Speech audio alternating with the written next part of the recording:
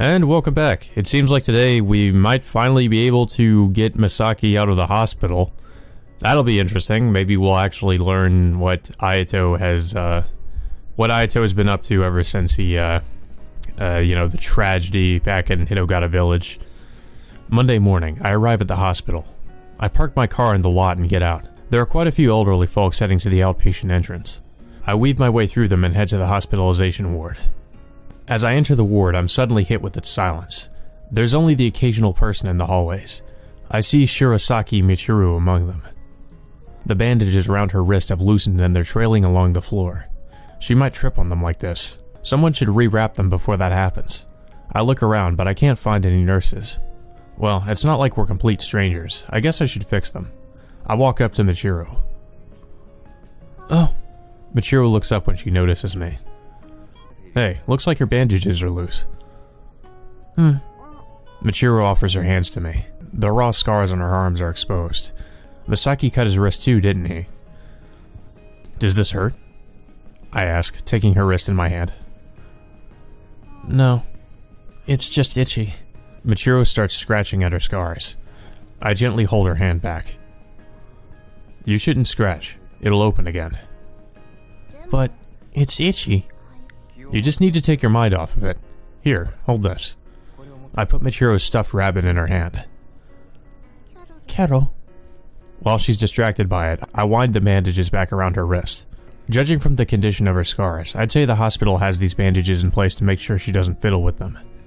I take a look at her face. Her face is also covered in bandages. Those are probably to protect her artificial left eye. Probably her neck too, for that matter. I finish wrapping up both her arms. Michiru looks at her arms and sighs contentedly. Oh, Tokisaki-san. Koharu happens to pass by. Did you come to pick Misaki-san up? He's being discharged today. Though he was on death's door for a while, all he's had to deal with since he's woken up is some pain in the cut tendons of his wrist. That's why he's able to leave the hospital this early. He's filling out some paperwork for his discharge right now, but it looks like he's left his former address. He must have put all his affairs in order before his suicide attempt. I suppose he's quit his job as well. It seems he was let go. Apparently they said they couldn't employ someone who'd been arrested once. For the Kamizono Mayu incident. Last week, he said he wasn't really thinking about what he'd do after he was discharged. If I leave him on his own, he'll probably just cause more trouble. I wouldn't really care, naturally, but it's our fault that he's lost his job, I suppose. Use my information for his contact address. I've been considering hiring an assistant lately. Huh? But... I'll need his consent, of course, but, well, I'll do something about that. Alright, I understand. Koharu leaves. No address and no work? We're not talking about me, you know. Was she trying to joke? Was she trying to make a joke? I wait outside and eventually Misaki leaves the building, carrying a small bag. Why are you? Just get in. I cut Misaki off and indicate the passenger seat. I get it. Misaki opens the door and gets into the car more readily than I expected him to. Where are we going? No need to be so worried. I'm not going to take you home and eat you. What the fuck? Don't worry, I'm not a cannibal. After stopping at the south side of Nakano Station for some tsukemen at a Chinese noodle shop, we take the Ome Highway next to the streetcars towards Shinjuku. So I heard you were fired. Got any new prospects? No, not particularly. Misaki responds without looking my way. I'll just be a day laborer or something. With that hand, your stitches aren't even out yet. You won't be able to do any laboring like that. He's still got bandages around his left arm. He mutters, then falls silent. We pass by the Honsho Street San Chome bus stop. Where were you planning on going with no place to live? What do you care where I go? Misaki finally looks my way. Well, if you were planning to die, you'd put your affairs in order, wouldn't you? I would. There's a pause. Maybe he'd planned otherwise. He was suspected of killing Kamizono Mayu. There's a high chance that it was a false accusation, but I'd assumed it was the reason for his suicide attempt. But now that I think about it, it's a rather flimsy motive for suicide. Misaki and Kamizono Mayu didn't appear to be in a relationship. Would he really commit suicide because of an acquaintance's death and the suspicion that he was involved in it? Of course, with his existing mental health issues, it might be reason enough. But his suicide would probably be more impulsive if that were the case. He wouldn't have had time to put his affairs in order like that. We pass Yodobashi. How far are we going? Masaki's voice breaks the silence. We're almost there. It's past the bridge near the Isetan. My office, that is. Your office? Oh, right, you're a detective. What are we going to do there? Nothing you need to worry about too much. Just a simple entrance exam. I park the car in front of the office and invite Misaki inside. Sitting him down on the couch, I pull out an envelope and some paper from a drawer on my desk. Let's see here. It was in my pocket. I fish around in my jacket pocket to find a note I've scribbled down. I copy its contents onto the paper. What am I supposed to be doing? Nothing too difficult. You really are right with working for me, though? Well, it's not like I've got anything else going on. Oh yeah, this guy's overflowing with motivation. I mean, to be fair, he is not in the best mental state, so... Well, that's fine with me. All I want to do is keep him in one place. I put the paper on the envelope, then put it in a bigger envelope with some documents. There, all set. Well then, this is a simple test. I'd like you to deliver these documents to someone. I lay the envelope down in front of Misaki. Who? Someone named Aoki Toji in Ueno. Toji's expecting you, so if you go to Ueno Station, you should be able to find each other. I deliberately avoid mentioning her gender. I don't know, is Aoki like a... I mean, that sounds more like a, well, I guess it could be a guy's name, too. Got it. Misaki takes the documents and stands up.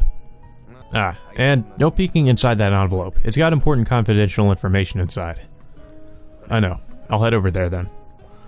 Misaki leaves the office. Well, at least he's out of the hospital now. Things should definitely get more interesting now that he's actually, like, taking, like, you know, has an active role in the story. Misaki takes the Yamanote line from Shinjuku to Ueno. It's a station he's familiar with. When he worked in the art gallery, he would frequently visit the art museum in Ueno Park. He doesn't usually leave by the station's east exit. There tend to be a lot of people on this side. Tokisaka said he'd know who this Aoki something or other was, but it's going to be tough finding anyone in this crowd. He leans against the station wall and watches the people who walk past the station. The office workers who hurry to and fro in their overcoats. Spit out by the station and vanishing into the town. Gushing forth from the town and sucked into the station. He doesn't see anyone who looks right for his purposes. It's probably someone pretty visually striking. Well, he would be right about that. He scans the people waiting for meetings like Misaki. There are a few of them, but probably only two who look like they'd have any business with a detective. Well, which one should I approach? Takoyaki salesman who looks like a murderer? Scary-looking white-haired, one-armed woman? Okay, obviously, it was that one. A woman with an eccentric air about her. She scans her surroundings with a sharp glare. Her left sleeve billows in the wind either because her arm is tucked inside her coat, or... Oof. Their eyes meet. Those red eyes are definitely focused on Misaki. He unconsciously tightens his grasp on the envelope he's carrying. He looks away. She's gotta be the one. She's gotta be, but what if she isn't? She's clearly involved in some less than legal activities. If I get on her bad side... Hey. The voice comes from right next to him. Whoa! Misaki jumps back. The white-haired woman is standing right there. What are you up to, buddy? Huh? Not much really. Just selling drugs. Don't mind me. That's suspicious. From the way you were casing the area, I'd say you're either a pickpocket or a pervert. Of course I'm not. Oh, really? That's what they all say. She grabs his right arm and pushes him up against a wall. Ow, ow, ow! I haven't seen you around these parts. Where'd you come from, She snatches the envelope from Masaki's hand. This is from Tokisaka's place. I'm supposed to give that to someone named Aoki-san. Ah, I see. His arm is released and Misaki slides to the ground. So you're Tokisaka's messenger. Masaki Tomoyuki. Then you're Aoki-san. He massages his right arm with his left hand, though he still can't move it very well. Aoki Toji. Sheesh, is he seriously hiring an amateur like you? Grumbling, Toji, opens the envelope. Information on the clay dolls. What is this? Toji takes a small envelope out. An envelope within an envelope? Looks like it's more instructions for you. For me? The envelope says to Misaki-kun on it. Guess there's more to this test. His next instructions are inside. He's already calling him kun. I do not know too much about the Japanese language, but as far as I know, kun is supposed to refer to someone who you're close to, so it's kind of weird he's calling him that. He breaks the seal. Inside is a piece of paper along with 3 100-yen bills. He reads the paper. 300-gram beef, a bundle of chrysanthemum greens, 2 green onions, 1 package of tofu, 100-gram shiratake noodles, 3 eggs, a couple shiitake. Sounds like sukiyaki tonight. Sukiyaki is a hot pot. Oh, okay. Yeah, so these are just ingredients he needs. So he's like the errand boy. Indeed. Am I supposed to buy this stuff? Of course I am. Yep. You're the errand boy, of course you're supposed to get all that stuff. He's returned to Kichijoji. He purchases the items on the list in the shopping district in front of the station. Just the eggs left. He checks the paper in his left hand. Misaki had no idea it was this hard to use just one hand. If he uses his right hand to hold the bags, he can't do anything else. Oh. Turning around to the voice, Misaki spots Yukari in her school uniform. Hey there. What are you doing here? Errands, apparently. Errands? I asked my brother. For sukiyaki stuff? Yes, I was thinking we'd celebrate your getting out of the hospital, Misaki-san. It doesn't make sense for you to be buying the ingredients. Nah, it's not like I had anything else to do. He doesn't mention the fact that it's an employment test for him. Oh, I'll hold your things. That's alright. But your hand is still... Yukari looks at Misaki's left arm. How about just this then? Misaki hands Yukari a relatively lighter bag, the one with the green onions sticking out.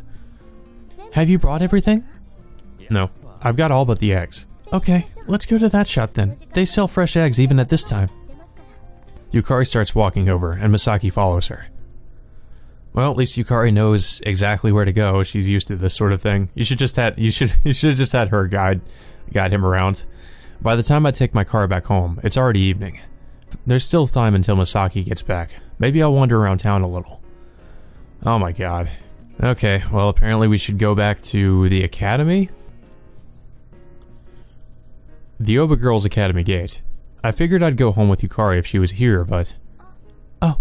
I turn around at a familiar voice and see Yukiko in her school uniform. Hello? Hey, Kaihara-san, right? Is Yukari still here? Tokisaka-san. Yukiko glances at the girl next to her. Yukari-chi already left.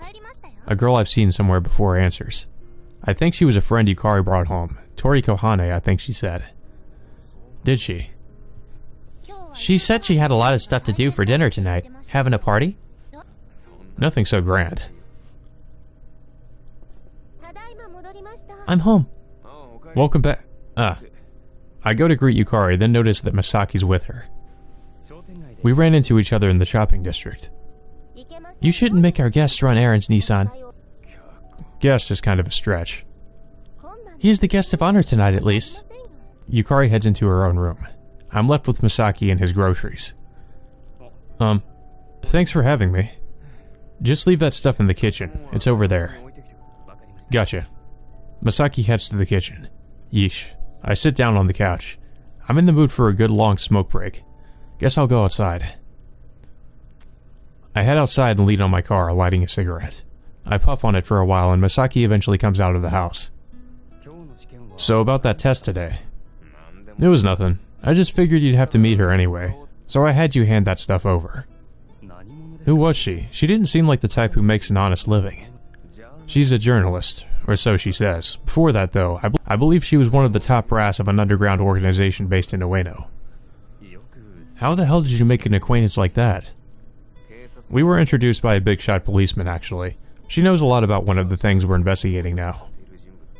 I see. Looks like that doesn't mean anything to Misaki.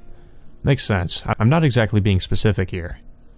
But I haven't asked this guy about the Blessed Congregation yet. About whether he knows them or has some connection to them. Aren't you cold? Guess I'll think about this later.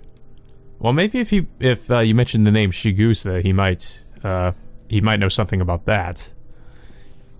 It wouldn't do to have our sukiyaki spoiled by this. It's better to eat hot food when you're a little chilled first. I grew up in the mountains and I've never heard anything like that.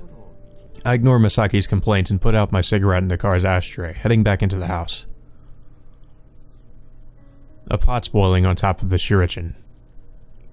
And why are we in my room again? The table in the living room would be too small for the shuriken.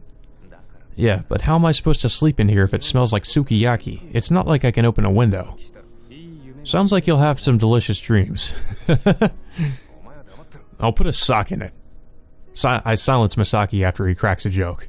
I'm actually surprised he can crack jokes. Okay, no fighting, you two. No fighting. Yukari passes around Yukari passes around eggs and bowls. Go ahead and leave your eggshells here. I crack my egg and put the shell in a dish Yukari sets down. It brings back some bad memories, but I won't be able to eat anything if I pay them any mind. Oh yeah, the black eggs. Well, here goes. Let's have a taste. I pluck out some meat that looks like it's cooked enough. Go ahead and eat all you'd like to, Masaki-san. Right, thanks. Please eat more than just the meat, Nissan. What do you think I am, a kid? Not that I've gotten around to anything but meat yet, but... We finish eating and head back to the living room. Yukari's in the middle of washing dishes in the kitchen. Masaki returns after bringing the pot to her. Take a seat there. I gesture to the couch opposite to me. What is it? I'll hire you provisionally. You can stay in our guest room tonight, but sleep in the office in Shinjuku from tomorrow on. Right. He responds listlessly. I mean, hey man, I wouldn't complain. You got a place to live. I don't know if I don't know if he's even really paying rent. I think the only rent he'd really be paying in this in this regard would be actually working for, working for Reiji. So it's like he's got a pretty sweet deal, I think. You know, since he otherwise would have gotten out of the hospital, gotten out of the hospital literally with nowhere to go. It's no wonder. It's not like I'm really giving him any options here. Normally, this is where I try to motivate somebody by going, get lost if you're not going to work, but I can't really do that here. Though I really just want to keep an eye on him. It'll be a pain if he's totally useless. Do you have a driver's license? No, though I drove a little in the war. Same as me then. Tokisaka-san, you were driving that car without a license? No, I got my license last year. I meant we both drove in the war. Where were you stationed? Manchuria. I came home before having to go to Siberia, though. I was in the south. Just before the end of the war, my whole unit was wiped out except for me. Masaki says matter-of-factly. It's not like there's anything worthwhile about wartime reminiscing, but... I'll put the charcoal from the shuriken in the hibachi, okay, Nissan? Yukari pokes her head in. Sure, that reminds me. This character is gonna stay the night, so could you set up the guest room? Okay. Oh. What is it? You drying your underwear in there or something? Oh, Nissan. Yukari leaves the living room angrily. The innocence of youth. I take the shuriken and stand up. I'll write up a contract and such tomorrow. There's all sorts of confidentiality stuff involved, so it's kind of a pain. Alright. Masaki nods and I'll leave him in the living room. Well, I've got to look some stuff up to create these documents tomorrow. After all, it's my first time hiring someone.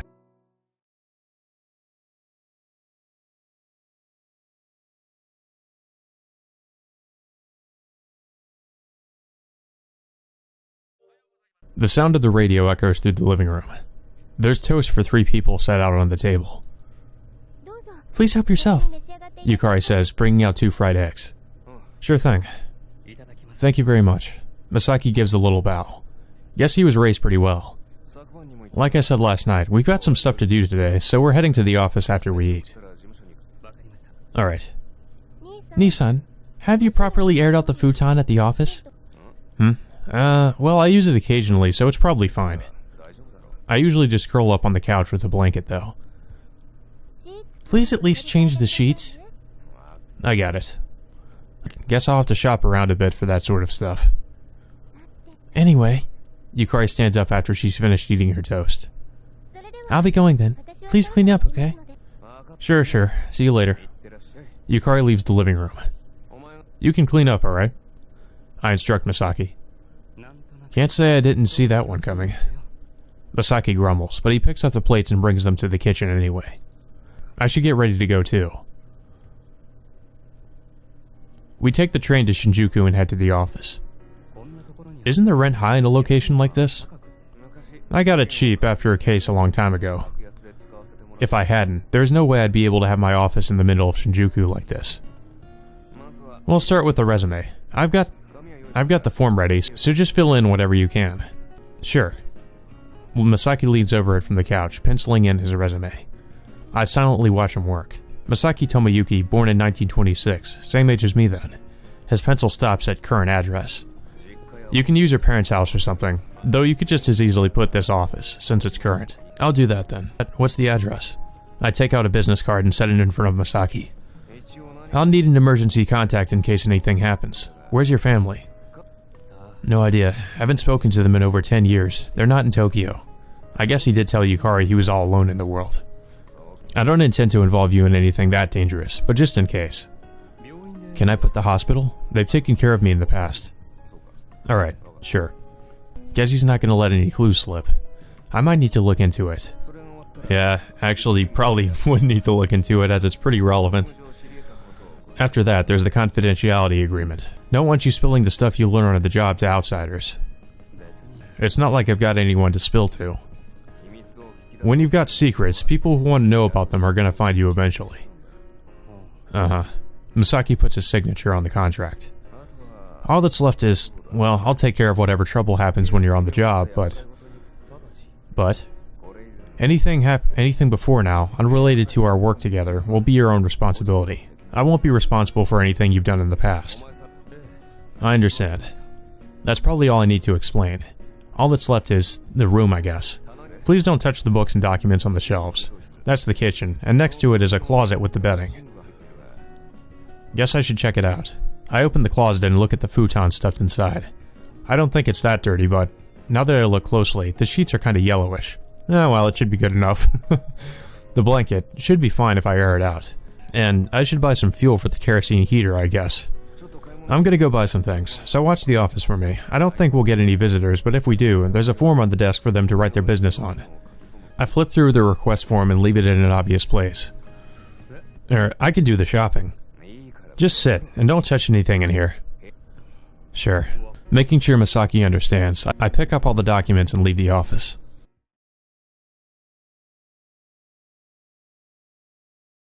After Tokisaka leaves, Masaki sits still on the couch for a little while. He has no idea why he was suddenly hired.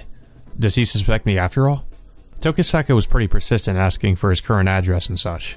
Masaki feels like Tokisaka sees straight through him, though it's true that he has nowhere else to go if he has to leave here. He gazes at his left arm. It's a simple thing to die, though he wasn't able to in the end. Maybe he should tell Tokisaka everything and ask for his assistance.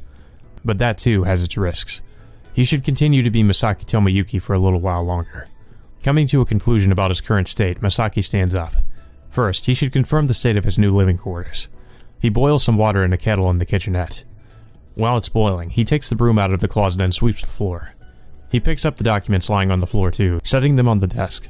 He's careful not to look at their contents. He was told not to by Tokisaka, but he's also simply not very interested. He can't leak what he doesn't know. He wets a dried up cloth, wrings it out, and wipes the top of the table. There's a knock on the door. A visitor? Yes? Since he's supposed to be looking after the office, he can't just ignore it. He opens the door, thinking about how he'll have no money to pay if it's debt collectors. Would this be the Tokisaka Detective Agency? Yes, that's right. It's a woman about the same age as Misaki. Oh wow. Is he actually gonna recognize her? Oh, thank goodness. I've come a few times, but you were always out. The woman sighs in relief.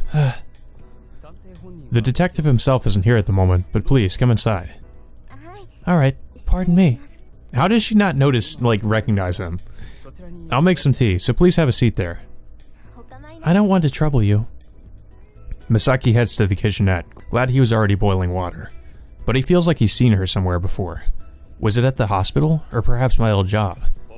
Sorry for the wait. He comes back with a teacup on a round tray. You'd like to make a request with the detective, right? Yes, Oh, one moment, please. Cutting the woman off before she can continue, Masaki brings over the form and a pencil like Tokisaka instructed him to. Please, continue. Alright, I'd like you to find someone for me. A missing person? Okay. He fills in the form. Please give us the details later when the detective is back. The only other thing I need is your contact address. I've come to Tokyo from the country, so I'm staying in a hotel right now. That's fine. Your name? Oh, it's Takemiya Meguri. Huh? Guriko. What? Oh god. This is about to get mad awkward. By the time I return with a can of kerosene and some new sheets, Misaki's gone from my office. Son of a... Can't even watch a goddamn office? I set the kerosene and sheets down. There are 2 teacups on the table. They're faintly warm to the touch. Guess he had a visitor. So if he's not here, that means... There's a stack of papers on the table. The top sheet is blank. I'm guessing he used one if he brought them over from the desk. I flip the top sheet. There's a dark blue sheet a few sheets from the top. It's carbon paper for form copies. When I flip that, I see writing on the sheet underneath it. Missing person. That's all I can make out. Maybe he wasn't pressing very hard when he wrote the rest. I can't even tell who the visitor was. Who exactly wants to search for whom? Masaki either went off somewhere with the client or... Damn it all, just adding on to my work. I scratch my head. Guess I've got to beat some fundamentals of detective work into him. Though I'm not particularly confident that I've got any of that down myself. I wonder where he went off to. Is it really okay for you to leave? Guriko, that is, Meguri, asks as they walk by Shinjuku Station. I didn't want the detective asking me a bunch of questions, and would you mind calling me Misaki? So you even changed your name. Nakano-san said she wasn't sure where you were now, so I'm glad I found you. Sawashiro Nanako, the person who first found Misaki in Tokyo after he'd changed his name. He told her the reason he changed his name and the reason he didn't want to go back. It seems like she understood his feelings and hasn't told anyone the details. Have you heard from Nanako-san? About the marriage stuff? Just a little. That's the reason he attempted suicide. Or to be more precise, because he didn't want to be dragged back into the settlement because of it. Misaki has reason enough not to want to return. So, you know, I was chosen for it. You were, Guriko? Yeah. Meguri nods and looks down. That's why I came, so... What do you mean, so? He doesn't intend to get married, arranged or otherwise. It would be easy to tell her that. No, he has to tell her that. But standing before an old friend, Masaki has a hard time finding the words. I know it's not something you could just answer on the spot. Meguri utters with a bitter smile. Sorry. No, it's so sudden. I don't blame you for being shocked. I kind of freaked out when I heard too. I bet. Though I heard there was another candidate before me. Before you? He knows he's supposed to marry someone so he can return to the village and succeed the family, but it's the first time hearing that there was another candidate before Meguri. I heard some things happened and it didn't work out. Was it someone from the village? I don't think so. I don't really know how candidates are chosen, myself included. I'm guessing it's either Grandpa or Dad doing the choosing. They'll go this far to continue the line? It's been 10 years. He thought they'd given up. The first candidate was probably someone related to the business. And when that didn't work out, they picked someone from the village, Meguri. He doesn't want to be manipulated by that house, that village anymore. Guriko, I'm sorry, but Yeah, I know. The same thing happened before after all. Meguri smiles, a little forlornly. Do you still... I'm sorry. Guessing he can't let go of his feelings. His feelings for her. That's just so goddamn sad. No, it's okay. Could you make it up to me by showing me around Tokyo? Sure, if that's all. Maybe it'll serve as some small token of atonement. So this is where the Isetan is. While we're at it, I want to go to Ginza too, and a few other places. Guriko, are you sure this wasn't your original goal? He asks Meguri, who's made a complete change from her dejected expression to a lively one. Of course not. Well, maybe a little, but it's true that I was looking for you. I bet I'd be taking you to the Ebisu Bridge if this were Osaka. Yes, show me around everywhere around Tokyo. I went home for a bit looking for Misaki, but just as I expected, he wasn't there either. Sheesh, I doubt he's absconded anything, but where the hell did he go? Guess I'll search a little more. Well, where to next? Oh boy. The Kuchiki Hospital? Why would he go back? Well, I guess he would. He might go back there. I've come to the Kuchiki Hospital. It's one of the places I can imagine Masaki going. Though that's exactly why it's unlikely that he's here. I enter the building and look for someone I know. If Dr. Yamanouchi's around, I can ask her some questions. Oh, it's her. It's the crazy lady. Well, the other crazy lady. Like, there's two crazy ladies in this game. There's this girl who's just trying to kill herself by scratching at her throat, scratching her eye out, and then there's Nene, who is just a totally abnormal person that eats in front of corpses. How come I can only ever find this girl? I doubt Michiro and Masaki have ever met, and I imagine asking her will be pointless, but I'm kind of wondering how she's related to what's going on in the plot right now. Hey, have you seen a guy named Masaki? He was hospitalized here until just the other day. Masaki? Don't know him. Figures. I haven't told her what he looks like or anything, but I doubt it would make much difference. Huh? What is it, Carol? Uh-huh. Uh-huh. Okay. Michiro suddenly starts speaking to her stuffed animal. It's just a one-man play she's performing with herself, and I doubt I'll get any new information out of it, but I can't help expecting something. That's how strange, how mysterious it is. Huh? I see. I'm impressed you knew that. Did she know something? I ask her, a little bit of anticipation in my heart. She says they just built something called a monorail in the Ueno Zoo today. What the heck? A suspended train? No, I know what a monorail is. Do you want to ride it or something? I don't like heights. Guess I'll take that as a no. Well, that was completely pointless. What was it? God damn it. After sunset, Masaki takes Megure to her hotel in Ochanomizu. He feels like a porter carrying all the bags of clothes Megure bought at various department stores. You sure bought a lot. Well, I can't exactly buy the latest fashions back home.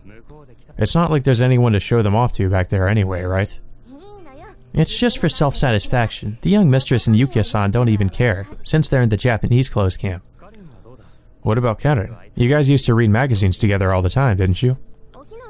Ohina's been in Tokyo for a long time. What, you didn't know? Nope. So, is she working at Hinagami Pharmaceuticals? Yeah, it's close by here. Do you want to see her? He doesn't want to meet anyone he knows if he can help it. Yeah, they'd probably just beg him to come back. Megure was an inevitability, but he'd rather avoid seeing anyone who knows his past. I mean, to an extent you can kind of understand where he's coming from. I mean, it's obvious a part of it is because he doesn't want to succeed the Hinagami family, he just doesn't want to be involved in that. But the other part is possibly just because he's just so traumatized for from what happened. I don't know. I'm pretty sure there's more to it, but that's just what I can assume. It's a little cold. Let's go inside. Megure walks toward the hotel. Masaki follows her, having no choice since he's carrying her luggage. Setting her things down in the lounge by the lobby, Masaki takes a seat on a couch. I'll bring us something to drink. Is coffee okay? Yeah. Megure heads to the counter. I shouldn't stay here long, Masaki thinks, but he has a few things he wants to make sure she'll keep quiet about, especially if Karen's in Tokyo. Here you go. Megure returns, setting a cup down on the table. Thanks. I've been wanting to ask since I found you, but why did you leave back then? Megure asks as he's about to take a sip of his coffee. You remember what happened back then, don't you? What happened? I don't know. You disappeared so suddenly. Megure tilts her head in confusion. You went to war, right? Afterward you came home, and then left again. What happened? I'm sorry. I don't want to talk about it. Masaki shakes his head. He'd rather not say anything about it if he doesn't have to. I see. Megure hangs her head. I should get going. Have a bellboy carry your bags up, okay? Masaki stands. Alright, can I see you again? I'm staying at that office, so you can come there if you need me. But please don't say anything about me to the detective. Nothing about Masaki-san. Right, I got it. See you. Masaki leaves Megure in the hotel behind.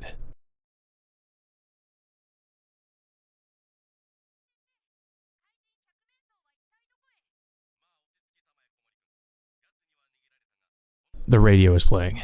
Yukari listens to it, sitting on the couch. She's been listening since she finished washing the dishes. For whatever reason, she's not in the mood to do much else. She suddenly realizes it's past 10. Yukari turns off the radio and lights in the living room. No one else is home. She heads to her room with a touch of loneliness. She lays on her futon after bringing it from her brother's room. She always keeps it there because the closet in Yukari's room is full of insect cages. It's nothing new for her brother not to be home. It happens quite often. He's either staying the night in his office or... She gazes outside. A moon a few days past its last quarter peeks out from between some clouds. Her brother is probably out under it somewhere. Snow dances in the breeze. She backs away from the window. I'm sure he's somewhere with a roof over his head, so I shouldn't worry. She turns off the light and crawls into her futon. The bugs are all quiet, in hibernation. The night is soundless. She can see the shadow of snow beyond her sliding door. The girl has been gone for almost 2 years now. Her brother is suffering by himself. He doesn't show it on the surface at all, but maybe he's out healing his wounds somewhere on nights like this when he doesn't come home. Yukari can't do that for him, so all she can do is leave it to Kyoko. I wonder what she means by that. Did she know that they have some kind of a relationship or something? What's she trying to say? Though it does make her a little frustrated. She closes her eyes. The warmth of the futon is comfortable and soon robs Yukari of her consciousness. Oh boy, I get the feeling something's going to happen. The clock in the shop strikes 11. You sure you don't need to go home? Kyoko asks, locking the shop up. Yeah. I finish another shot of whiskey and puff out the word with the smell of booze on my breath. In the end, I couldn't find Masaki. Hopefully he'll be back in the office tomorrow. If he isn't, I'll need to have a word with the Yaginuma. Today, I don't give a shit anymore. Kyoko. I beckon Kyoko as she starts to clean up the counter. What is it? Oh no. Oh no. This is turning left pretty quick. I put my arm around her hips and draw her to me. Hey, Tokisaki-kun. You don't mind, do you? I whisper into her ear. You're drunk, you oaf. I'm in the mood to be drunk. I'm also in the mood for something else. I embrace Kyoko and press my lips to hers. Okay, I think I need to skip this. Yep. So that is exactly the kind of relationship it seems like, or the thing that Yukari seemed to be implying. Oh boy. Uh-oh. This is not a good transition. There's no time. I must bring her back as soon as possible. Bring her back and train her. Will I make it in time? Do I have that much time left? I know where she is. I know what she's doing. I'll have to meet with her. If we can talk, she'll see things my way. After all, she's necessary to us. What the fuck was that about? That was so goddamn random. What the fuck? Morning in the living room. Her brother sits there holding his head with a sour expression. Here you are. She sets down a cup with some water and stomach medicine in it. If you need it, we have milk and pickled plums too. I hear they're both effective for hangovers. Yukari can't help but speak frankly. Her brother came home sometime in the night. If he walked home, she knows exactly where he was, especially if he was drinking. Yukari has neither the right to stop him nor the right to blame him. That's precisely why she's in such a bad mood. Please get your act together. I know. Her brother nods, downing the medicine. You received a call from a woman last night. She tells him, her tone a little bitter. Why are you such a playboy, brother? Why are all these women trying to get in touch with you? A woman? Who was it? Someone named Takashiro-san, with the Kyoto accent. Ah, her. What'd she say? She said that the pictures were done and that you should come and see them. Got it. Her brother's eyes become the eyes of a detective once more. Well, I should get going. She picks up her school-regulated bag and coat and stands up. Yeah, take care. And you, Nissan. Relieved that her brother's returned to normal, Yukari leaves the house. I'm honestly kind of shocked that this is like a normal sibling relationship and not something more like what we usually see from games like this. So it's actually kind of shocking. Like when I played the first game and then when I played this game, I'm like, wow, there's no like weird implications here, at least for the most part. So I'm kind of surprised by that. I take the train to my office. Now, has that Masaki dolt come back? Oh. You got some splaining to do, buddy. The second the dolt sees me, he stands up from the couch. I'm sorry about yesterday. I swear he's probably about to deck him in the face or something. What happened with the client? I don't want to hear his apology, so I cut him off and ask him what I want to know. Oh, I met with her and talked to her. She seems to be looking for someone. Then write down her information, the client's name, who she's looking for, the funds, and the duration. No, alright, got it. I hand a piece of paper over to Misaki and sit in my chair. Yelling at him would be too much work. Let's say that's why I don't, rather than just not wanting to raise my voice because of my hangover. Yeah, I guess he's not really in the mood for confrontation. We'll call it good, since the dolt seems to be reflecting on his actions, probably thanks to the scowl on my face. Though I am annoyed, I was running around last night for no reason. There. I accept the paper Misaki hands me. The client's name, Takamiya Meguri. Her request, to find someone. Her true self. The name of that someone, Kuriya Naori. The client's come from Toyama and is staying at a hotel in Ochinomizu. Do we have any leads on the guy? I don't see a picture or anything about his place of work. No, but I have a feeling things will work out. Oh, well that's great. We can just go on a feeling. This guy seems weirdly optimistic. Well, whatever. As long as you don't fall for the client or get overly excited about this.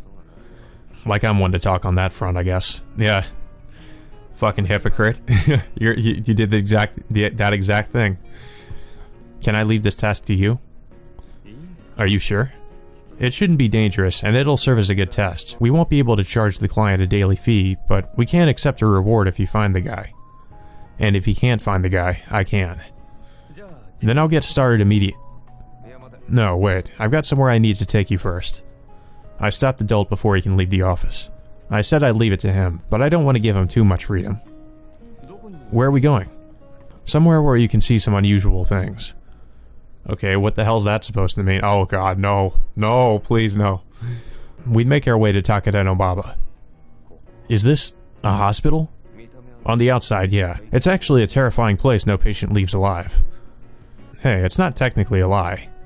I mean, I never have seen a live patient go in. That's an awfully scary thing to say, Tokisaka-han. I turn around at the voice and see an astounded-looking Natsume-san. Did you have to come so early? Were you sleeping? I was bathing, see? Doesn't my skin look nice? Please don't undress in the middle of the street. I stop Natsume-san as she pulls her collar down. Oh, who's this fella?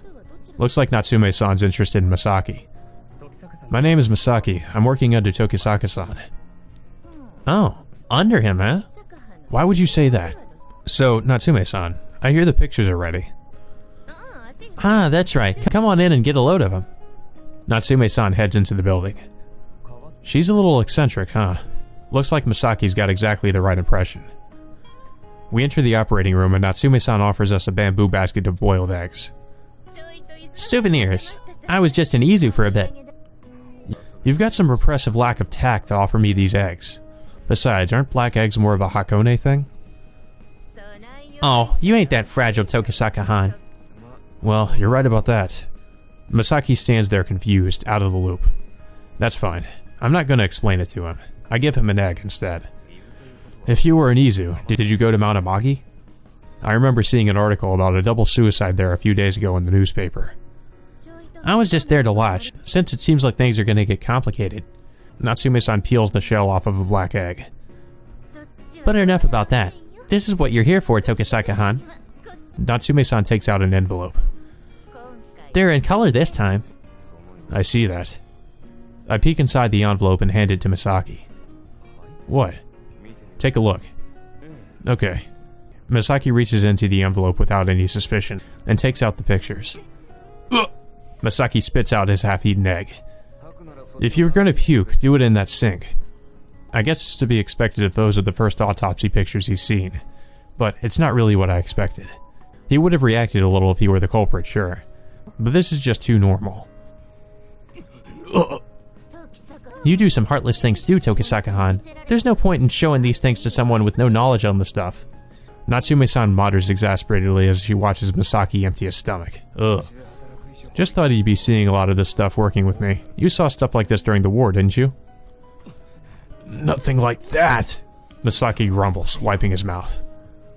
Well, it ain't that often somebody gets their gut split open like that. What are these? Itose Mizuki-han's autopsy pictures. Natsume-san answers in my stead. Itose? The second victim. You know the first, Kamizono Mayu. Kamizono-san. Masaki looks noticeably despondent. I imagine you've heard this already, but they had strange lumps of dirt stuffed into their stomachs when they were killed. But why? We don't know that yet. I'd like to say it's under investigation, but honestly, we're at a dead end now. Though there have been similar incidents in the past. Natsume-san picks up a black egg and plays around with it. I doubt they're related. The culprit responsible for those incidents is behind bars. And what about the doctor behind him? I don't think it was him either. There is the possibility that the killer was under his care as well, but... I shoot a glance at Masaki. What is it? No, it's nothing. Suspecting him again would just be going in circles. All that's left is the Blessed Congregation our deceased friend belonged to. You're right. Hey Masaki, did you ever hear anything about Kamizono-san being involved in some sort of religion? Finding a perfect opportunity to bring up the subject with him, I asked Masaki. I haven't heard anything like that. We weren't really that close, which I've told the police. Masaki responds upfrontly. I find it hard to believe you wouldn't know that, Tokisaka-san. You hired me to keep an eye on me, didn't you? Guess he saw right through my motives. Though he'd be useless to me if he couldn't even figure that out. If you figured out that much, then this'll be quick. Do you have any idea why Kamizono Maya would be killed? If I did, I would say something. I know that I'm the most suspicious person considering the circumstances. But you didn't do it, am I right? Right. I heard that someone proved that for me. Masaki says pointedly, probably having figured out who that someone was. For now, I'll believe that. I'll believe in myself. But I can't deny the possibility that he could be playing dumb about Kamizono Mayu's involvement with the Blessed Congregation. Natsume-san, is Yaginuma investigating the Blessed Congregation? How should I know? I ain't involved in that. Natsume-san shrugs, then brings over a tray from the back of the room with a lump of earth on it, the clay doll that was in the victim's stomach. What does this look like to you, hon? What is it? Masaki stares disgustedly at the blood-soaked dirt. I don't sense any nervousness or tension in his expression. A bean? No, a person. They're saying it's supposed to be a fetus.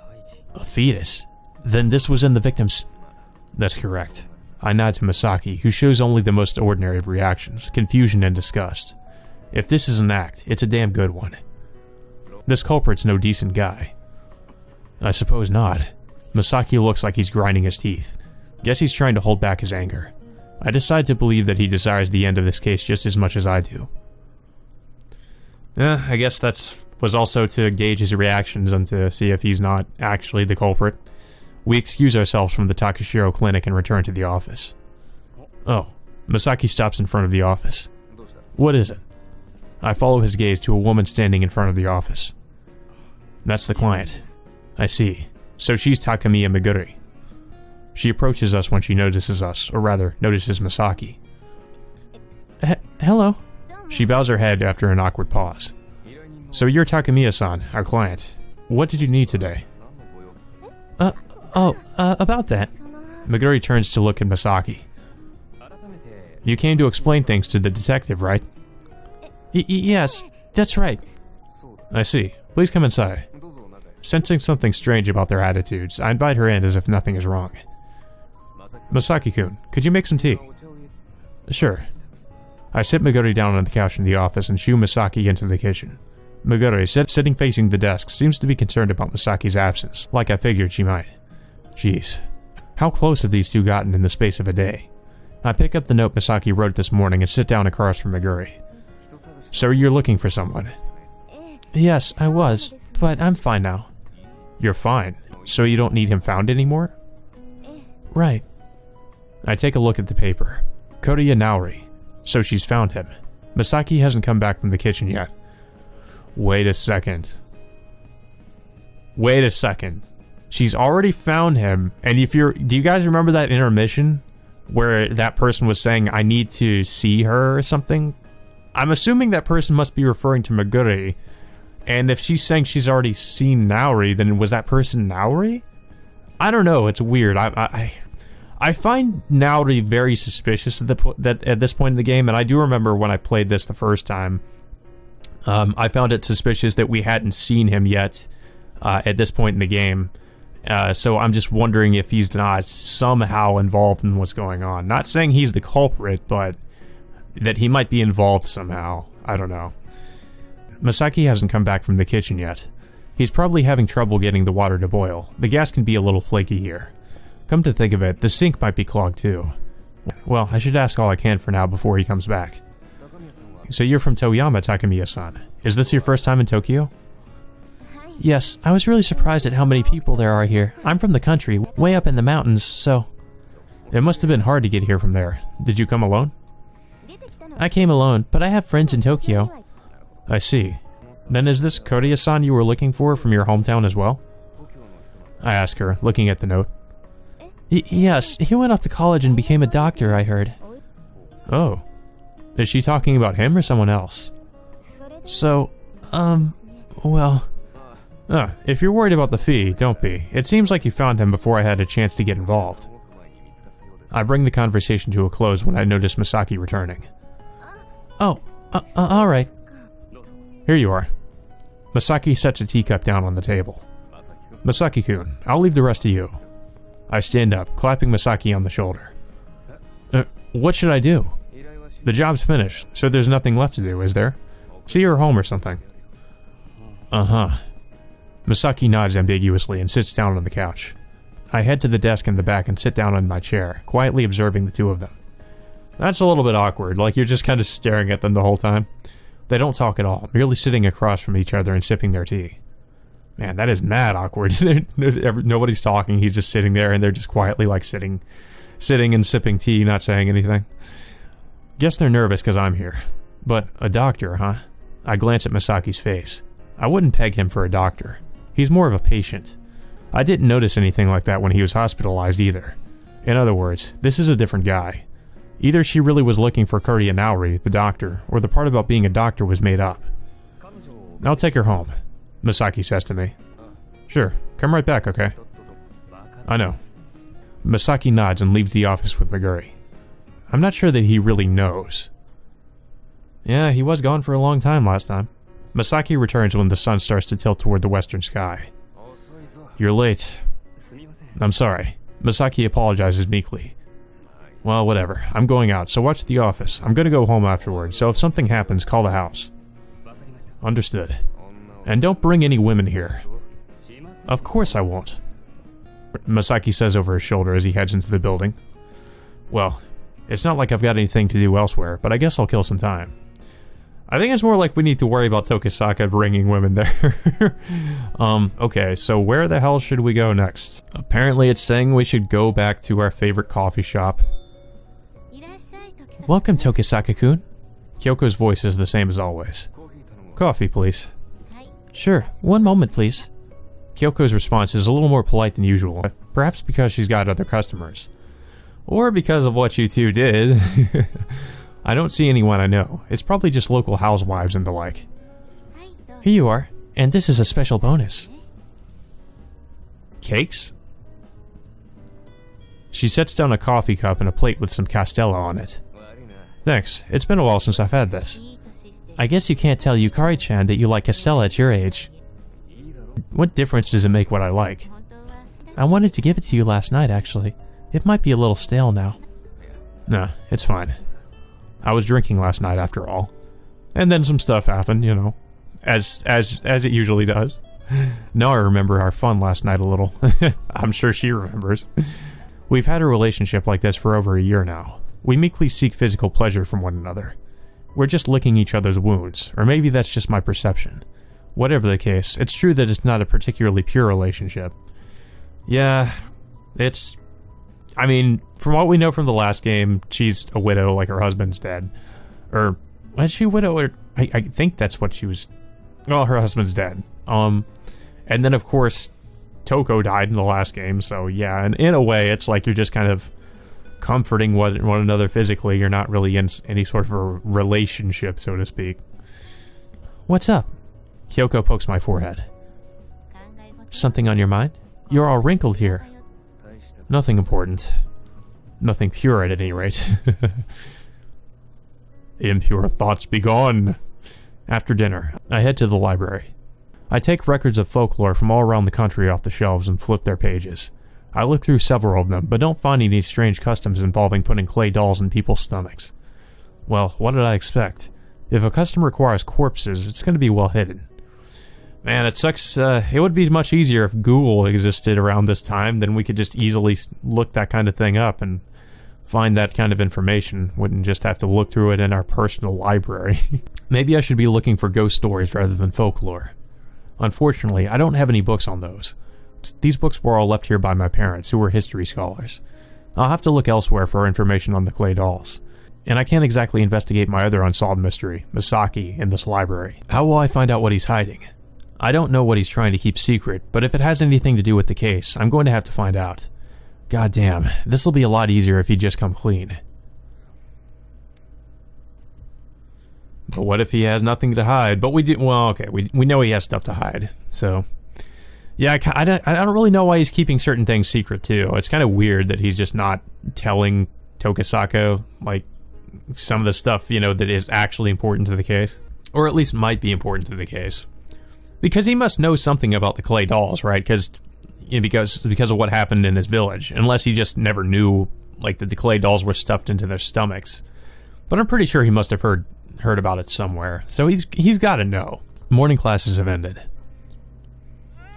I'm so tired. Kohane sits up and stretches. Weren't you sleeping that entire time? Yukari points out, taking her lunch out of her bag. Yeah, but sleeping in weird positions is pretty exhausting, right? You could try staying awake if sleeping will just make you more tired. Though it was a tiring class. Anyway, it's time for lunch, Kohane says, pushing her desk over to Yukari's. You get over here too, Yukiko-chan. Oh, okay. Yukiko nods after taking out her lunch and moves her desk over. Alrighty, let's eat! Kohane, where's your lunch? The only one who doesn't have a lunch is Kohane, who had just merely given the order to begin eating. Well, my grandma slept in today, you see. Oh no, is she not feeling well? Nah, she's fine. Well, that's good. So, you know. Kohane stares straight at Yukari's lunch. Well, I don't mind. Yukari opens up her lunch. Decisions. What's this? It's tsukidani, using silkworm pupae. A silkworm? Then how about this? Chirogi. Is that a bug? It's not. But she doesn't say what it is. Can I have some rice then? Here you go. She scoops some rice onto the lid of her lunchbox. What's your lunch like, Yukiko-chan? Huh? Pretty ordinary, I think. Yukiko meekly shows Kohane her lunchbox. Decisions. Oh, is it okay if I have some? Sure, I suppose. Then dibs on the kamaboko. Yukiko makes a sad noise. At least that's what it sounds like to Yukari. Maybe that was something she likes. Would you like this fish instead? Yukiko recommends to Kohane. Maybe that's something she doesn't like. Who made your lunch? My mom always makes it, and she always puts in things I don't like. Yukiko complains. Why don't we trade then? I'll take your fish, so go ahead and choose something you'd like from my lunch. Okay, thank you. Yukiko stretches over the desk to observe Yukari's lunch, and her chopsticks stop. What's this? Fried hornet larvae. Ugh. And this? Rice fish tempura. Rice fish aren't bugs, right? It's not like I only eat bugs. She doesn't know what Kohane's talking about. I'll just have some rice too. Go ahead. Oh, I forgot to tell you something important, Kohane. What? There are moth larvae mixed in with the rice. Ugh, God, why? When were you planning on telling me that? Kohane runs out of the classroom, covering her mouth. What would you like, Kayahara-san? I'll have some of the chirogi. That's nasty. Why does she eat bugs? What is the obsession with bugs? I don't get it. Having nothing better to do, Masaki decides to clean the office. He collects all of the dust with a broom and throws it away with a dustpan. He gets a bucket of water and wipes everything down too. The water is cold, but compared to the New Year's cleaning he had to do back home, this is much better. He occasionally stops when his eyes catch the documents lying around the office. It looks like there's all sorts of work going on. There are files on missing persons, infidelity investigations, murder cases, and more. The files on murder cases seem to be the most numerous. Tokisaka also seems to do a lot of work on missing persons cases, though the files all seem to point to a single missing person, Kuchiki Toko. That's what the papers say. Kuchiki, is she related to the hospital somehow? He's yet to meet the new head of the hospital, but he can't help but wondering if the man's searching for a relative or something. Nothing will come of wondering about it. It has nothing to do with Masaki. He gathers up all the documents and sets them on a shelf. That's probably sufficient for the inside. All that's left is cleaning outside. He grabs a bamboo broom and heads outside. He brushes away the snow piled up by the building's entrance. Oh, Guriko? He sees Meguri walking toward him. Hello, Masaki-san. Meguri glances around. Don't worry, the detective's not around.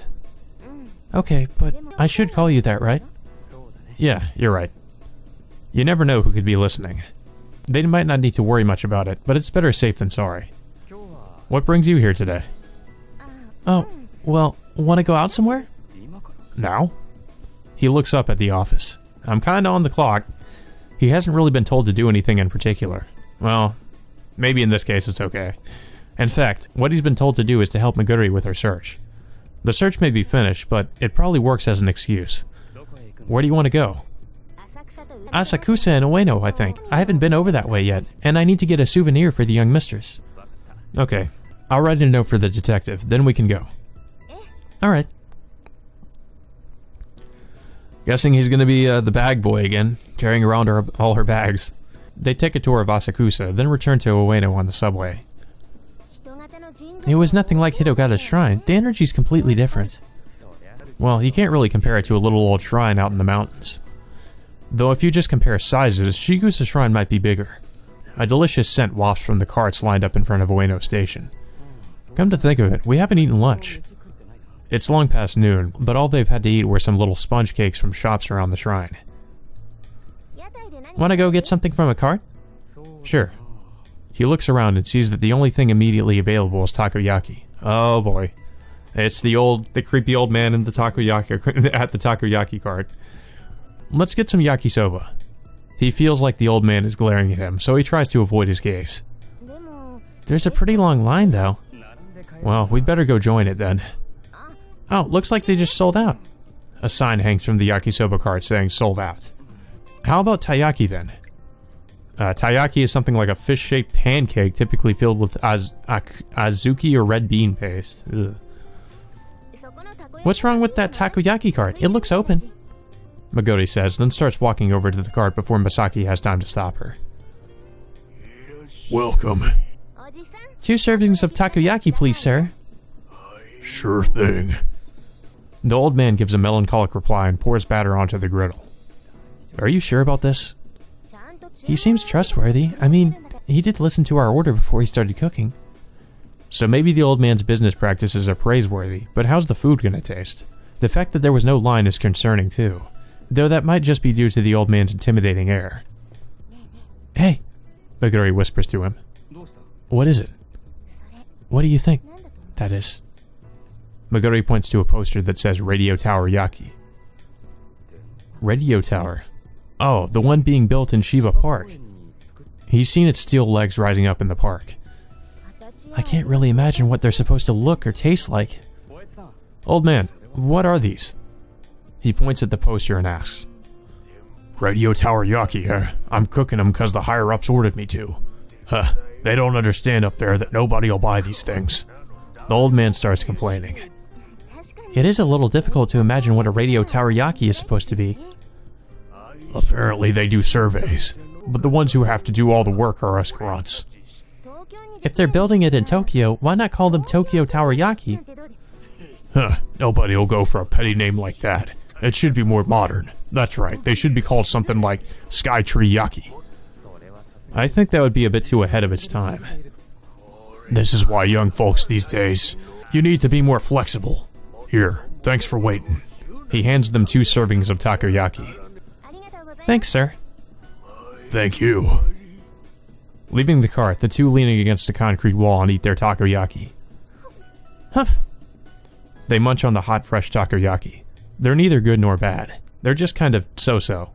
He can't really understand the reason for the complete lack of line. No, it's definitely because of the old man. Yeah, he's probably right about that. It's strange how the old man is like a recurring character in these games. I gaze at the note Masaki left for me in the office. So the adult can't even man the phone. Guess I'll let him off the hook for cleaning the place. I shouldn't expect much from him.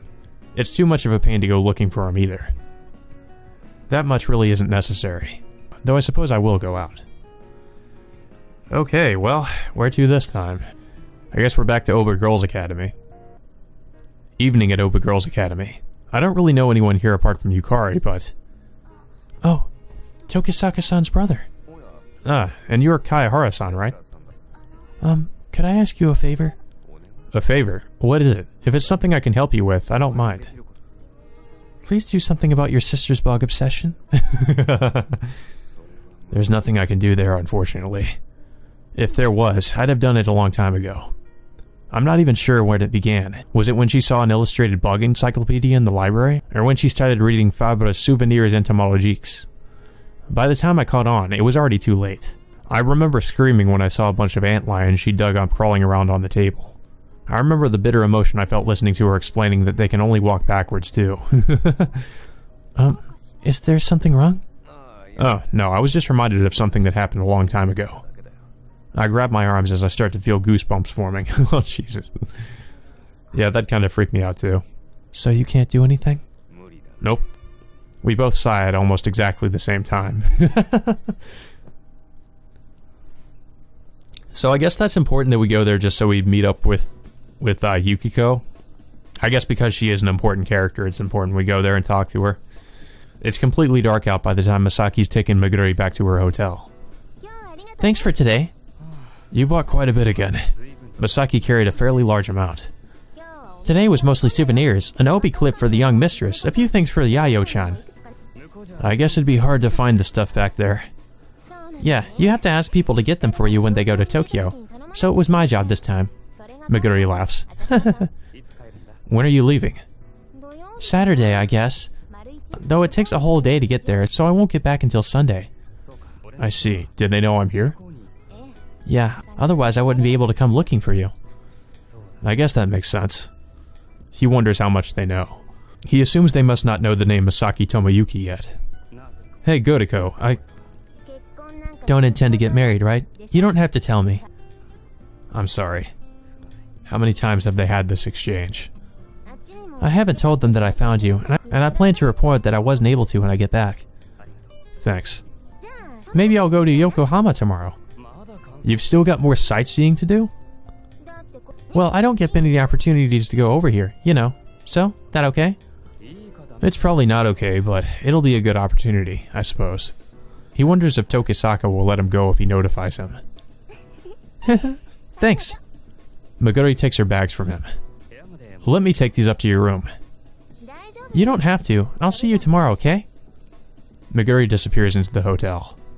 Phew. He has no intention of returning to that house after all this time. He won't go back there. Not after what he's done.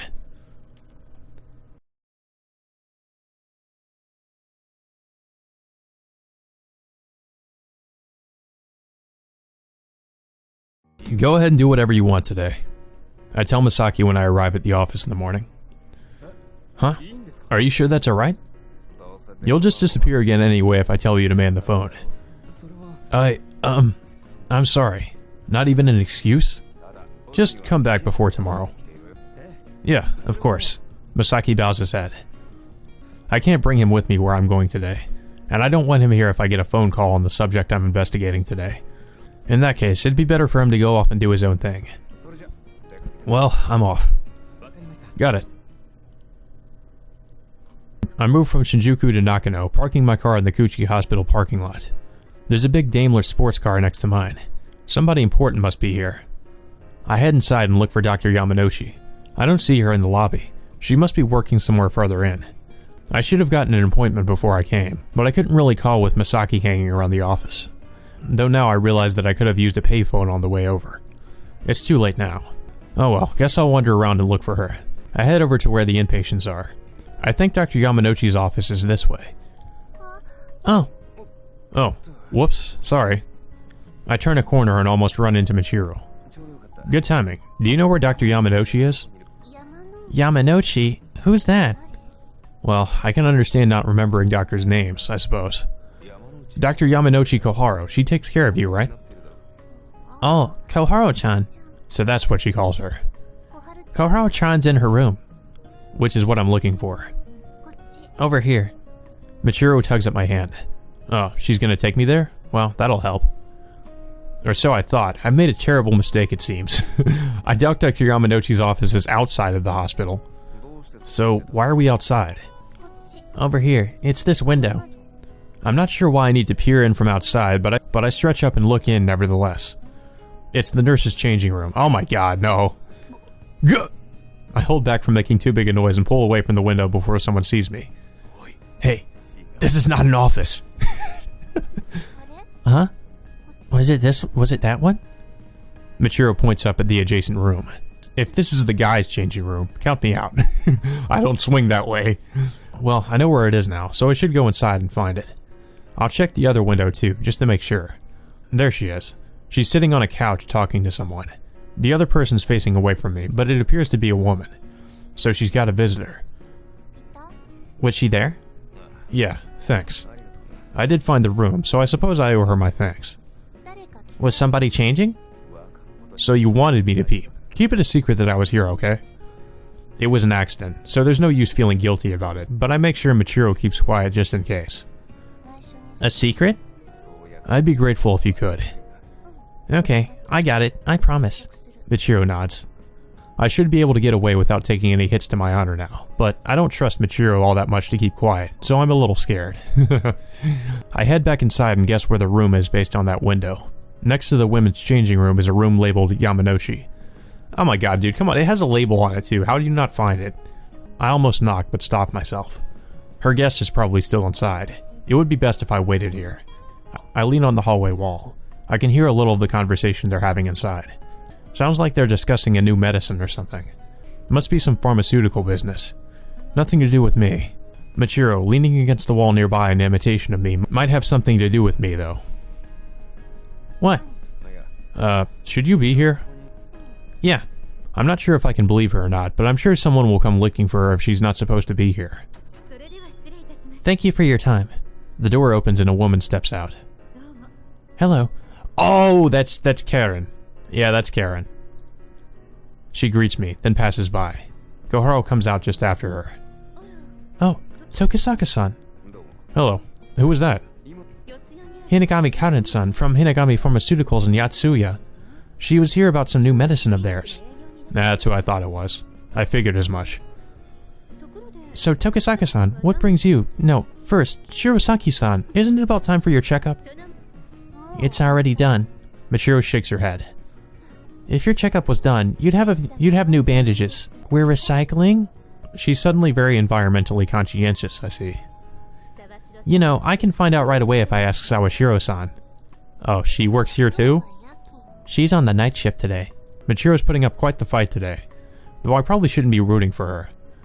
Maybe you should go to your checkup. You don't want to keep the doctor waiting, do you? Her one eye looks up at me resentfully. I don't want her losing her temper, but... Thanks for showing me something nice today. I'll play with you again next time. Go and have your checkup. So did he actually see the nurse is changing? Is that why he said that? Okay. I tell her, patting her head, and Michiru finally nods in assent. Bye. Michiru walks off down the hallway, carrying her stuffed animal. She really hates examinations and taking medicine. Her doctor says it's because of past trauma, but... I see. So that's why she's always running away. And the hospital isn't too harsh on her because they know about her trauma. By the way, what was that nice thing Shirosaki showed you? Why in the hell did I let that slip? Yeah, you kind of screwed yourself there. It's a secret. We promised, after all. That just makes it sound really goddamn suspicious, though, when you say it like that. There's no way I can tell her I was peeping into the women's changing room. Yeah, you'll probably be reported. We're having some problems of our own regarding Misaki Tomoyuki-san, Koharo says when I ask her about Misaki. We can't get in contact with any of his relatives. He said he doesn't have any since he started coming here, but... He told me that he couldn't get in touch with his family. I don't know which one's the lie, but... When he was coming here, he was seeing Rokushiki, Dr. Saito, right? Yes. All we have on him is the address on his patient registration form. What about his medical records? Koharu glares at me in response. Ever since someone took an unauthorized look at our records last spring, we've made sure to keep them more secure. I guess something like that happened, didn't it? I'll have to complain to that someone. Which certainly isn't me. New patient records are kept secure by their assigned doctors, so you won't be able to steal a glance at Misaki-san's records. Noted. I can't cause her that much trouble, I suppose. Guess I'll be satisfied with his previous address. I might be able to find his permanent address if I look in the town hall there. So is it off to town hall we go? I leave the hospital and take my car over to Sakura Daman. I park in the back and enter the building. I come to the first division with its rows of investigators' desks. I don't see anyone, they must all be out. Actually, there's one person in the back sitting at his desk with a fastidious look on his face. Hey, Yaginuma. Hello, senpai. Yaginuma stands up with a sour expression. You look tired. Of course I'm tired. I'm sending investigators everywhere and none of them are coming back with any definitive clues. You couldn't do anything with the items left at the crime scenes then? Right. Almost everything there was there from the start with the exception of those clay dolls, and we've yet to find anything resembling them. On top of that, we've got no witnesses at the time of the crimes. I suppose they were aiming for times when no one would be around, but... Yaginuma sighs. I shouldn't have listened to you. I should have just arrested him. Sorry about that. He might feel better about things if he had, but it wouldn't solve the case. So, what brings you all the way out here today? I've come to see the guy you've got in custody here. Rokushiki Makoto? He's being held in a cell here at the Metropolitan Police Department. He should have been prosecuted long ago, but he's kept silent for 2 whole years. That's why his detention here has been extended. It's almost admirable he's followed the instructions of the officers who arrested him this long. Or it would be if I weren't so involved with him. I'm sure you're aware of this, but he won't say anything about that case. I know. That incident's already over. Even if the law won't punish him, I've come to that conclusion after speaking with him. I'm here to talk to him about something else today. I doubt he'll have anything to say about that either, but be my guest. Yaginuma starts filling out some paperwork. Show this to the clerk. Oh, and come back when you're done. I've got something to talk to you about. Got it. Are we actually going to talk to the guy? The Metropolitan Police Department cells. Just before them is the interrogation room. I hand the paper to the clerk and wait in a chair. I can't help being a little nervous in here. I feel like I'm the one being interrogated. Even more so since I used to be a police officer. I have to be grateful that the police here are so accommodating to my investigations. The door opens. Rokushiki Makoto. He's wearing shabby clothes and handcuffs. The clerk leads him to the chair opposite me. It's been a while. I speak to the silent Rokushiki. His expression is so tranquil it's hard to believe that he's been detained for almost 2 years now. He doesn't look particularly haggard either. His cheeks might be more hollow now, but he was already skinny before, so I can't tell. But it seems to be true that he doesn't speak. He hasn't said a word since he's entered. Does he really not talk, or is he waiting for me to bring up a subject? I wanted to confirm something with you today. It's not related to that case, of course. I preface. His expression doesn't change. There's a chance that he's seen right through my intentions. He probably thinks there's no way I would come to ask him about something that occurred almost 2 years ago. No. If I start getting too suspicious, I'll be playing right into his hands. You remember Masaki Tomoyuki, right? He was a patient of yours. Rokushiki's eyebrows move a tiny bit. He knows who I'm talking about. I have no choice but to come to that conclusion. I want to know why he sought your treatment. I inform him, then watch his face. The corners of Rokushiki's mouth rise ever so slightly. I realize he's sneering with that tiny movement, so he has no intention of telling me. He'd better not give me a line about patient confidentiality. I'm guessing he just doesn't appreciate my attitude, how I'm trying to get answers so easily. He was investigated briefly under suspicion of murdering the nurse Kamizono Mayu. I need to give him some of my information. Rokushiki's eyebrows move again at Kamizono Mayu's name. Of course, she worked under him. He was proved innocent of that crime, but he's still suspicious. I believe he's using a fake name and hiding his identity, and he attempted suicide. He's trying to escape from something. Rokushiki's expression doesn't change. I thought it was because he was suspected of killing Kamizono Mayu, but that's not the case, is it? And trying to escape that something, he developed his mental illness and came to you for treatment. Am I wrong? You've got some nerve. His dry voice rattles. Rokushiki speaks, in a hoarse voice, as if he really hasn't said anything in the last 2 years. I offer him the cup of water on the table, but Rokushiki doesn't accept it. It's as if he's saying there's no more need to speak, so he doesn't need it. Masaki Tomoyuki's trying to escape from some trauma in his past. Something happened then, am I right? I can imagine that much. That's why Rokushiki won't open his mouth about it.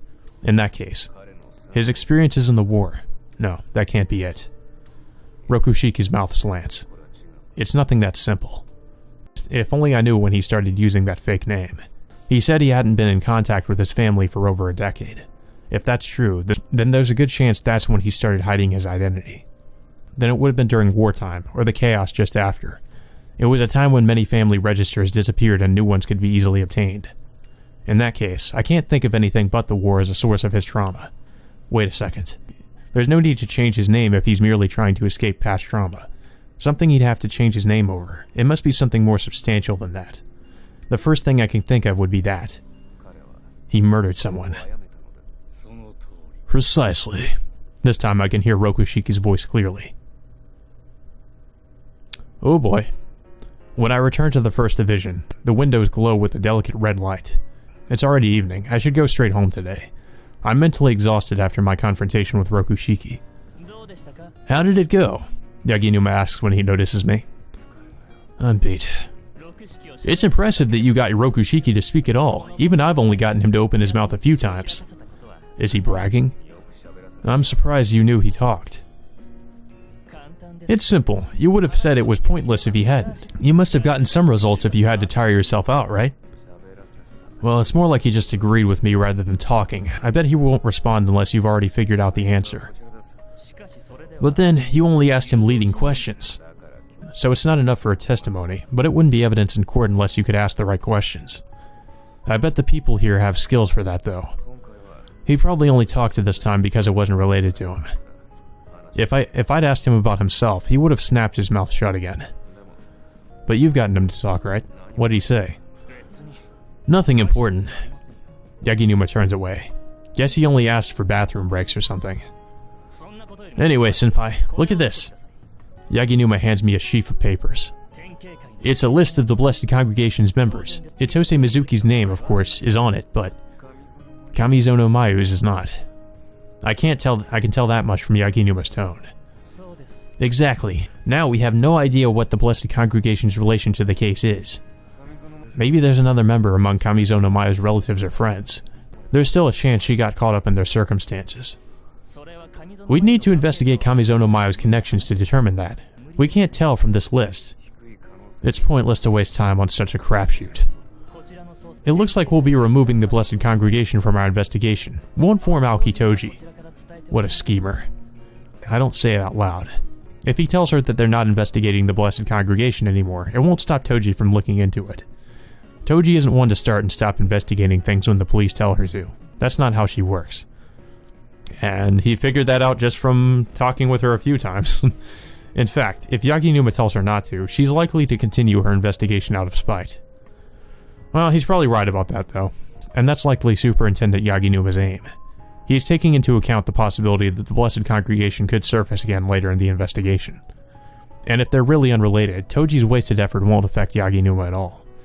If he really stopped investigating the Blessed Congregation and they ended up being involved, it could be too late. Well, it'll help if you do. I don't want to get yelled at. You don't mind if I take that list then, do you? Of course I mind. These are our documents. I can't just hand them over to outsiders. Guess not.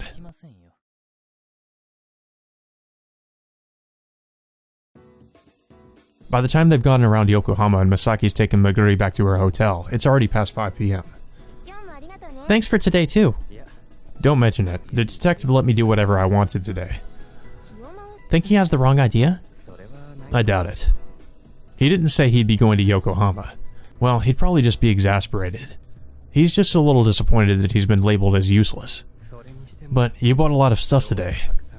She's got several bags of clothes and accessories she bought at the foreign settlement in Yokohama. I've already sent some ahead in the mail. I should probably send those too, or I won't be able to carry it all back with me. Meguri laughs. I'll take these up to your room. Oh, okay, thanks. Oh, but... Yeah? I have a visitor coming, so you probably shouldn't see each other. Who's coming? Nanako-san. Yeah, we probably shouldn't. He hasn't seen her since his suicide attempt. Now that he's seen Meguri, it's only a matter of time before someone else finds him, but he wants to put that off as long as possible. Don't mention that you found me, okay? I know. Meguri nods. She said she'd come at around 6, so you should probably go. I'll just run these up first. I've got time for that at least. Thanks. He takes Meguri's bags up to the room she's staying in. Sorry about this. I appreciate it. This is nothing. He sets the bags down on the floor and looks at his watch. Guess I should get going. Guess so. Well, see you later. Yeah. He comes down to the lobby and stops in his tracks. In the hotel lounge, he sees a familiar woman. It's a little before 6 p.m. He must hide before she notices him. Masaki turns around. He finds himself in the rear of the first floor. He passes through the linen room and unlocks the door in the back, leaving the building. Phew. After distancing himself from the hotel, Masaki lets out a sigh. She didn't see him, he hopes. All that's left is to believe in Meguri and pray that she won't say anything about him.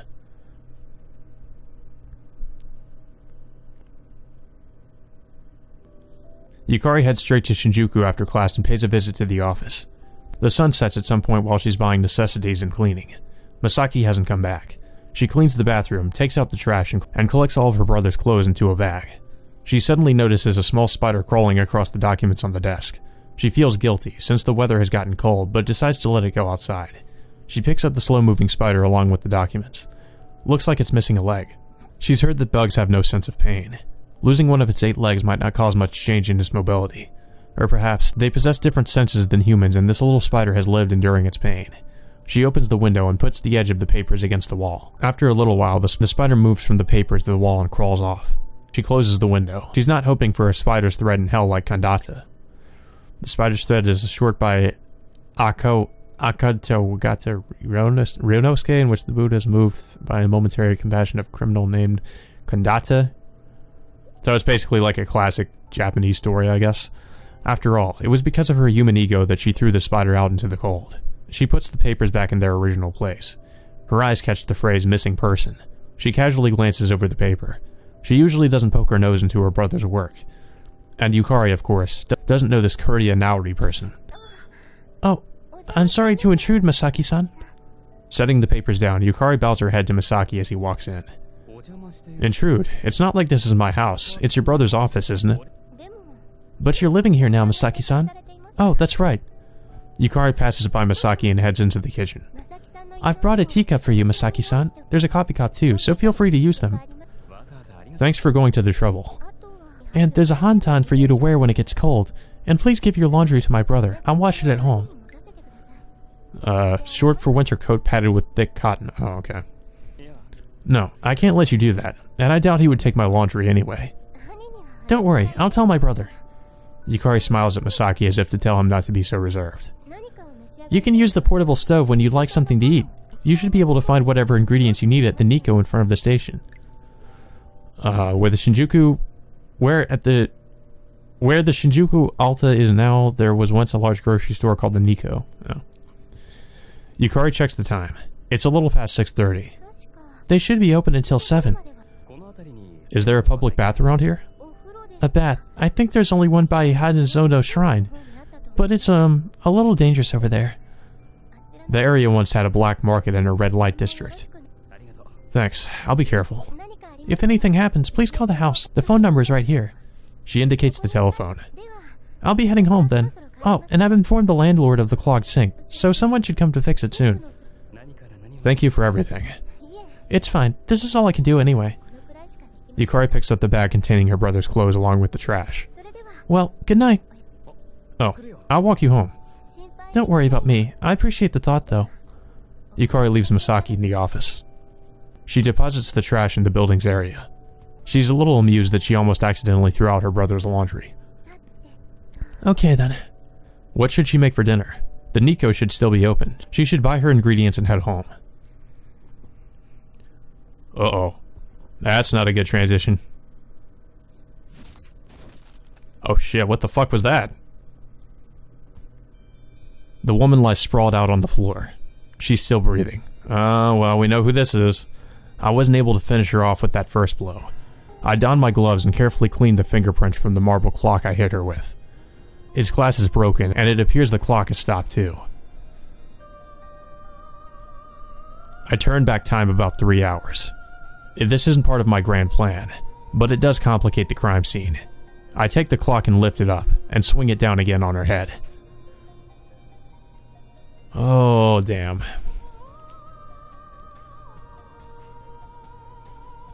The woman's body jumps and blood scatters about. There's no meaning in the way they're killed. The only meaning is how the corpse is arranged. I flip the dying woman over and gag her with a towel. I make sure none of the blood has splattered onto my clothes and don my black robe. I must be meticulous with my cleaning so that I don't come under suspicion when I leave. I take a knife out of my bag. Well, I should get started. I bring the knife down on her abdomen. The knife is buried in her with little resistance. Blood leaks out around it. I widen the cut, careful not to get any blood on my body. The woman convulses. She's still alive. I honestly feel sorry. I'm sorry I couldn't kill you in a single blow. I apologize to the empty eyes staring in my direction. But this is only happening because of a cruel joke of fate. It's not your fault. The woman's body stops shaking. Her head falls powerlessly to the side. I cut open her stomach with my knife. Because the body's lost its tension, the blood isn't spurting out as much. I cut through her intestines and widen the space inside her. Her womb has already been crushed by the knife and gapes open repulsively. I carefully cut it up. It's not as if there's anything inside it. I simply find the organ intolerably vile. After the stomach has been widened enough, I place the clay doll inside. This is the evidence of the curse. I sew the stomach up with the needle and thread. As I'm quite used to this by now, I'm done very quickly. Next, I look around the room. There's a double-doored closet. I open the doors and push the clothes hanging in it to one side. Finding a western belt, I wrap it around the corpse's arm. Wrapping the body in a blanket so that none of the blood gets on me, I lift it up and bring it into the closet. I wrap the other end of the belt around the hanger rail. I do the same with the other arm. This will do. I remove the blanket and a smile comes unbidden to my face as I gaze upon her figure, like a crucified saint. I have to at least let her go beautifully. I wipe the blood from her forehead and carefully apply lipstick to her lips. Okay, why was that part necessary? Good. She always did love fashion. The red looks good on her. Okay, so this is definitely done by somebody who knew her pretty well. But I'm not gonna say who. I mean, I don't know. But it is very strange.